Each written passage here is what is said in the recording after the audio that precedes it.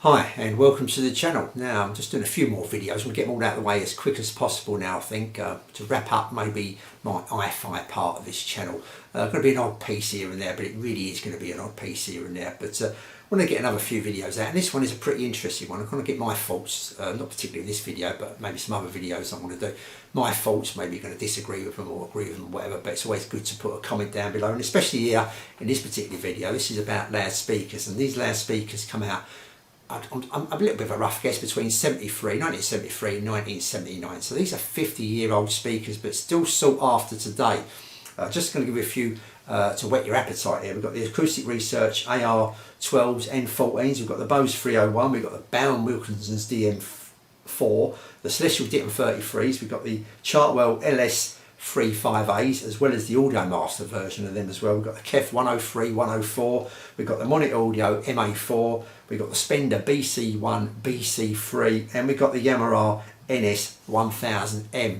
And that's just a few. We've got quite a few others here. I've tried to narrow it down, but there's some others here that you may or may not have heard of. But I've kept it a reasonable kind of length-wise kind of video as well.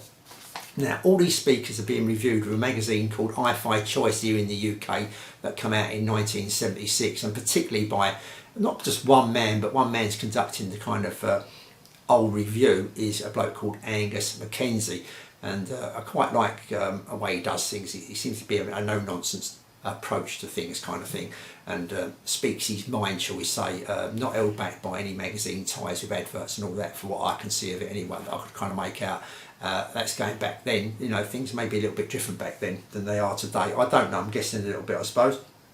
But I thought you may find this interesting if you're thinking about getting any of them speakers yourself. Now, I've done a few other videos before about amplifiers and bits and pieces, and I've talked over the top, and I'm getting people saying, well, didn't like you talking over the top, Mick.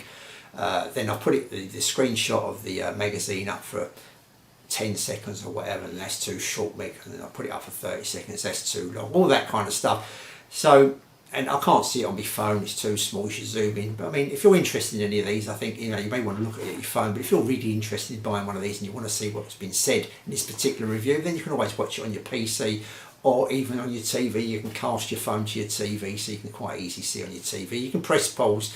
I've done about 15-second clips. I'm not going to talk over it. Got a nice little bit of music in the background to kind of send your way through looking at this stuff. And they're all in alphabetical order. I'm going to put a little list down below of all of them in order, and you can try and find it. It's in alphabetical order. Just skip to maybe the speakers you want to go and look at. Now, this is quite interesting. It's definitely worth a read of quite a lot of these speakers, I think, and I'm just going to pick up one. There's a few others, but I'll just pick up one in particular. Is the Spendor BC1s. Now, this review he done in 1976, and you'll see when you come to, I'm not going to read out the whole lot, but just a general gist of what he said, is that he found out that the pair he got given for the 76 review wasn't quite as good as the pair he got given in 1973. There have been some subtle changes that kind of he didn't like, and the panel didn't like, that he's got a listening panel as well. So I just found that interesting, you know, that a speaker brought out the same speaker, but bringing out 3 years later, they've done some slight modifications or used slightly different parts somewhere along the line,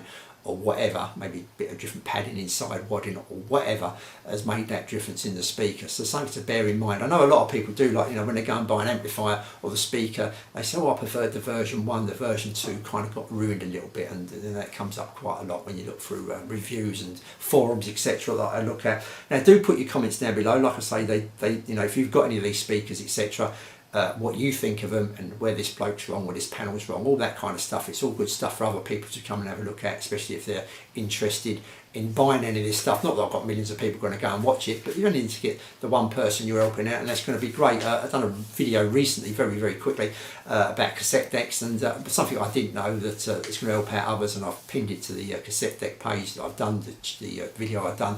Was someone said that the Dolby S decks, for them to get the license for the Dolby S, the deck had to be in quite good specification and old deck specification and the kind of stuff.